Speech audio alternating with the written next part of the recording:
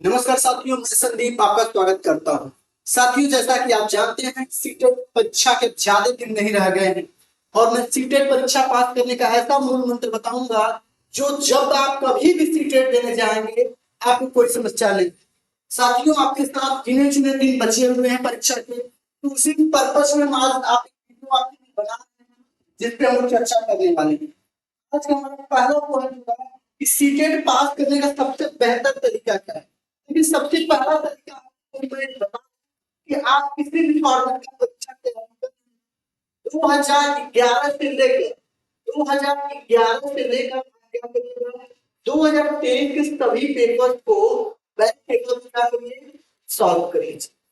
Web paper solve कर लीजिए, ये सबसे बड़ा आपका होगा। लेकिन कुछ लोग दिन रात एक यूट्यूब पे लगे हुए हैं, बड़े से बड़े यूट्यूबर को देख लीजिए, आपका कल्याण नहीं होने वाला है जब तक आप बैक पेपर को अच्छे से पढ़ नहीं रहे हैं।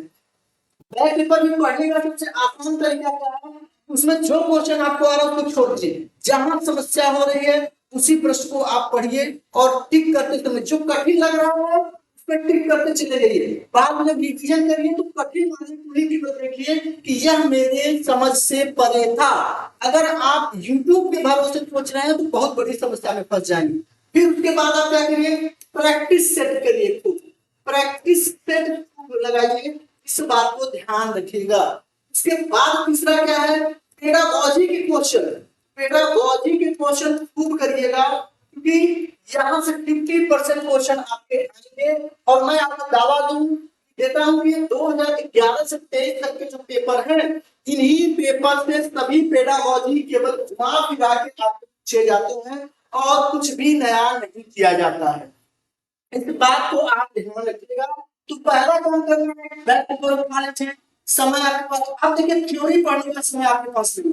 अगर आप सोच रहे हैं कि मैं अभी थ्योरी पढ़ूंगा, किताब पढ़ूंगा, तो किताब पढ़ने का आवश्यक नहीं है। पहला काम क्या करना है कि बैक पेपर उठा लेना है, फिर उसके करने के बाद प्रैक्टिस सेट करना है, पेडागोजी के सेक्शन पे सर्वाधिक ध्यान देना है, फिर उसके बाद आप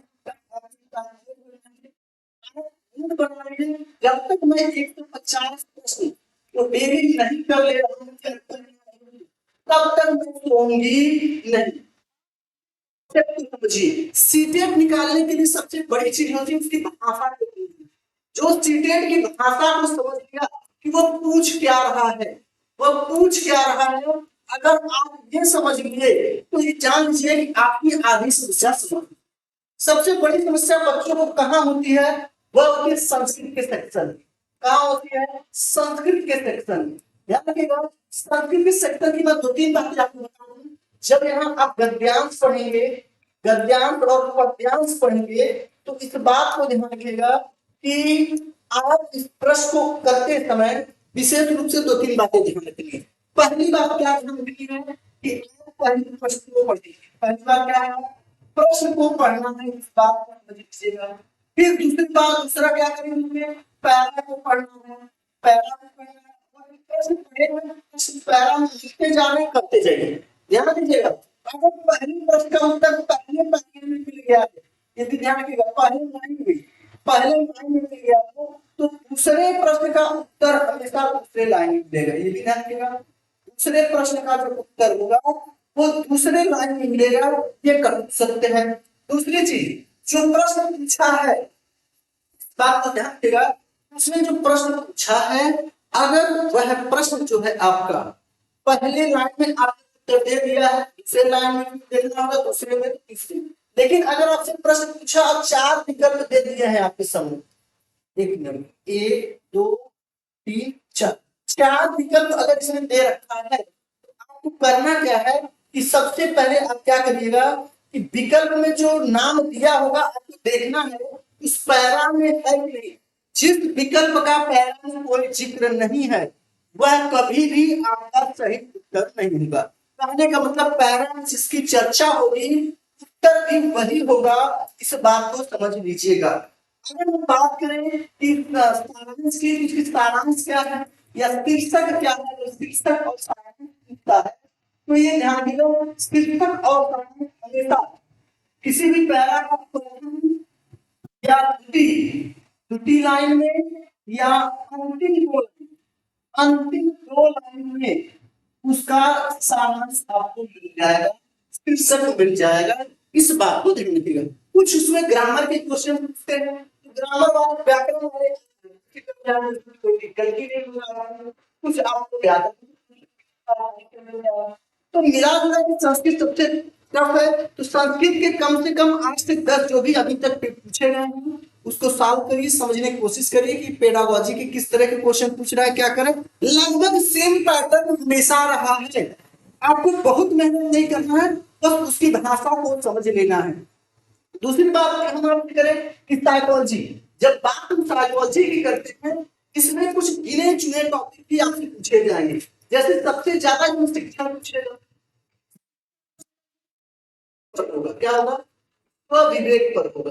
और स्वविवेक का मतलब ये होता है कि हमेशा कोई भी प्रश्न का जब आप उत्तर देंगे उस बात को आपको ध्यान रखना है इसमें कि आप उत्तर देते समय 2-3 चीजों का ध्यान रख लीजिएगा। पहला ध्यान आपको यह रखना कि हमेशा जो है उत्तर सकारात्मक रूप में देंगे, सकारात्मक देंगे। दूसरा क्या आपको ध्यान देना है, दूसरा आपको ध्यान देना कि आप 1 to 5th या 6 to 8 के बच्चों को देखते हुए उत्तर देंगे। तीसरा आप क्या करेंगे, नकारात्मक प्रश्न को ध्यान से देखिएगा। नकारात्मक अगर प्रश्न है, अगर प्रश्न नहीं वाला उत्तर भी नहीं वाला होने की संभावना सर्वाधिक होगी, इस बात को भी समझ लीजिएगा। फिर इसमें कुछ आपके टॉपिक से प्रश्न पूछता है। टॉपिक में क्या है, जैसे फेमस टॉपिक है, पियाजे से प्रश्न पूछना है, कोहल वर्ग है ना, कोहल वर्ग का सिद्धांत आपसे पूछ लेगा, पियाजे का सिद्धांत पूछ लेगा, गामक विकास कौशल पूछ लेगा, विकास व्यवस्था पूछ लेगा, हेरिडिटी एंड एनवायरनमेंट आपसे पूछ लेगा। और उसके बाद वो क्या पूछेंगे, पियाजे और वो सामाजिक सिद्धांत आपसे पूछ लेगा, नैतिक सिद्धांत आपसे पूछ लेगा। 1 to 5 यानी 1 से लेकर 12 वर्ष तक के बच्चे 12 वर्ष तक के क्वेश्चन आपसे सर्वाधिक पूछेगा। तो हमेशा उत्तर देते इसमें सकारात्मक व्यू में तो सकारात्मक वे में जाना है और उसी रूप में अपने को ध्यान में रखना है। अगर आपने यहाँ तक कर लिया तो जान लीजिए कि आपके लिए बड़ा ही अच्छा होने वाला है।